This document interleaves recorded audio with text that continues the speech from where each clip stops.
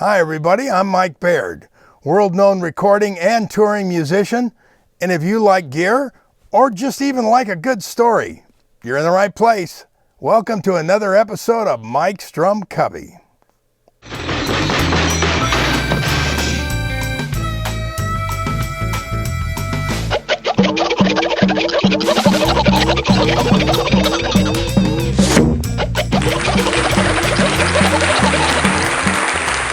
Welcome Cubbies.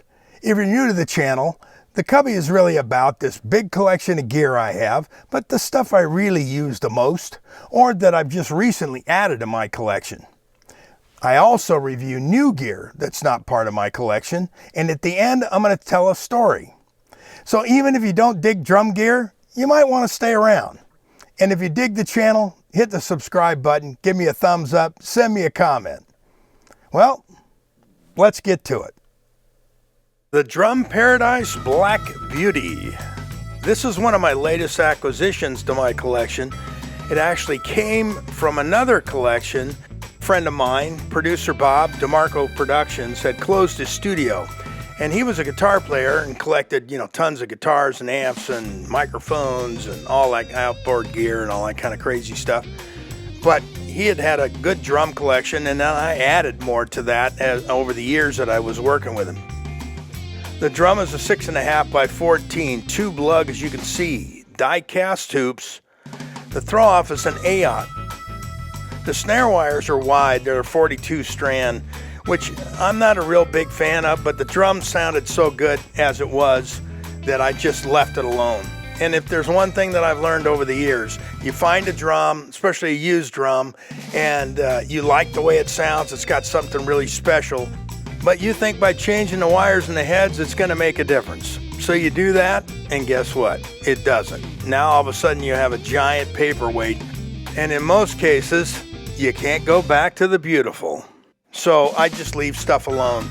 If it's new, then that's usually never a problem because you can usually switch it back because everything's brand new. It likes all the tunings, low, mid, and high. Here's the throw-off, the butt end, the lug, and the logo.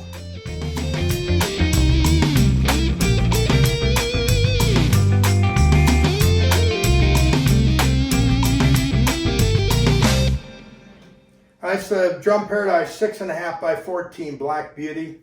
Kind of tuned high. That's kind of where I left it. That's where it kind of sounds good, but it sounds good in all the tunings. So here we go.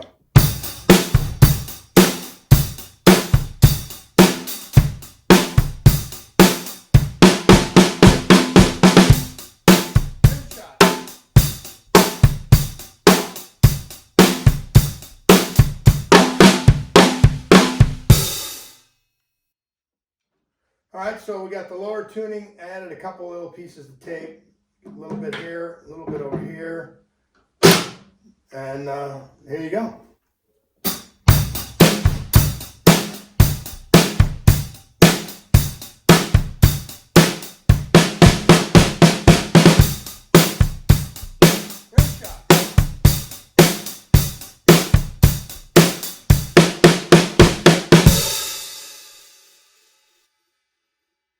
Alright, here we got an upper tuning. I didn't know if it sounded that good. I usually never tune it up this high, but it actually sounds pretty good. But you be the judge. You tell me. Here we go.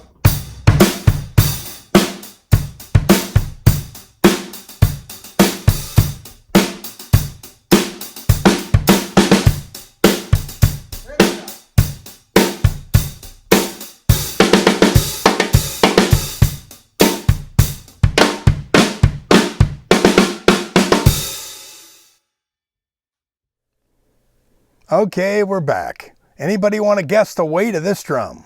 10 pounds, 12.3 ounces. Anyway, so the story kind of goes like this. Drum Paradise at the time was making these drums, their version of the Black Beauty. They would do things like the 42 strand wire and different throw off, so forth and so on, but it was basically the Ludwig Black Beauty shell. Anyway, They had die-cast hoops, that kind of thing, where I'm not sure what the ones come with now, but anyway, they made a difference in the way they sounded.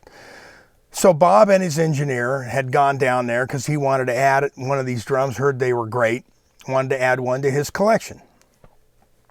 So they went down, they had original Black Beauty set up, and they had these drums, their drums set up. And they also had piccolos and a 5 and whatever. Anyway, Bob wound up with this 6.5 and a piccolo. I didn't get the piccolo, I've got plenty of piccolos. And anyway, so there you go. But he thought they sounded better than the originals. Now, in my opinion, they just sound different. They're not necessarily better. Mine are from the late 70s, early 80s. So the newer ones might be a little different than the older ones that I have, but I don't think so. I think they're pretty consistent. But anyway, it's a great drum to have. I used it a ton in Bob's studio on a lot of different stuff. It's very versatile, and as well as the older Black Beauties are versatile too. They're just different. They're just different sounding, and that's it. And like I said, die-cast hoops is going to make a difference. 42 strand wires is going to make a difference, but it's just a different drum. So this reminded me of a story. I don't know why. It has nothing to do with this drum, but the story kind of goes like this. So back in the day, on another episode I talk about this, my first tour ever was with a band called the Friends of Distinction. 2 guys, 2 girls. They're R&B band. They had 2 big hits like in the early 70s.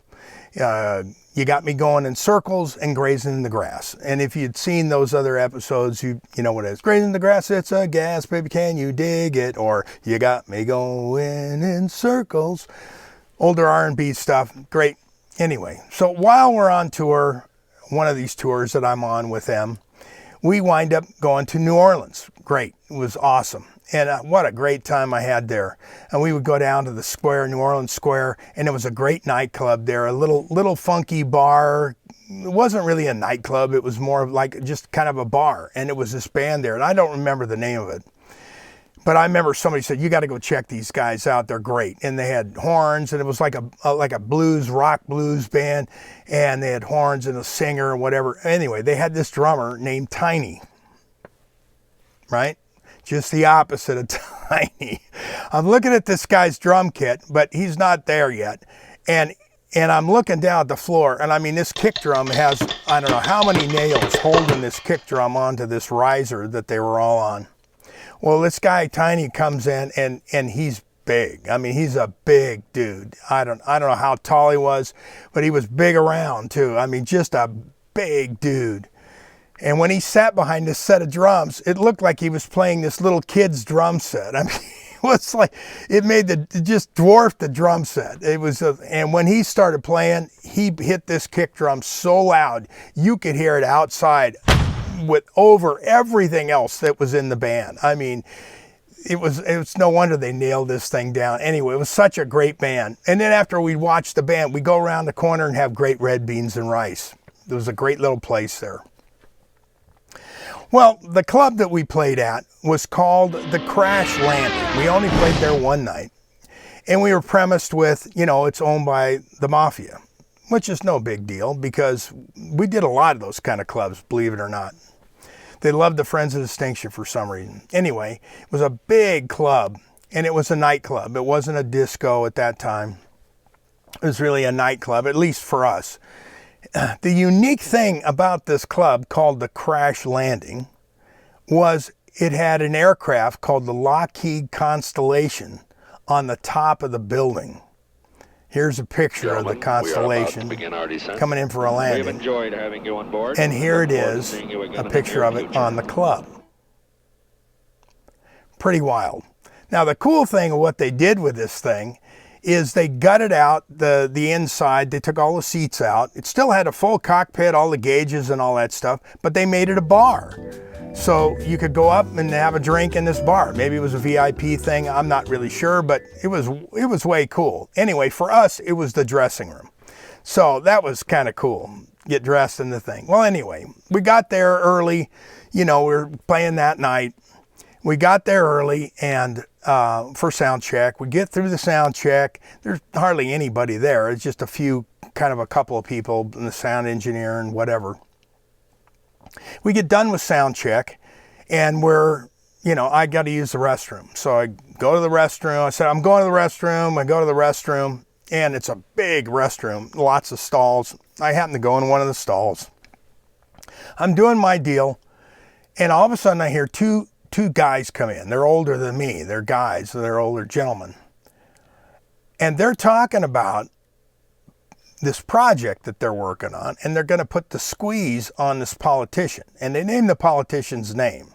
He's the son of, and I'm not going to mention the name, but anyway, I'm like, oh man, I don't need to be here, and I don't need to hear this. So immediately, feet go up off the floor just in case they look underneath the stalls. They don't know that somebody's in there.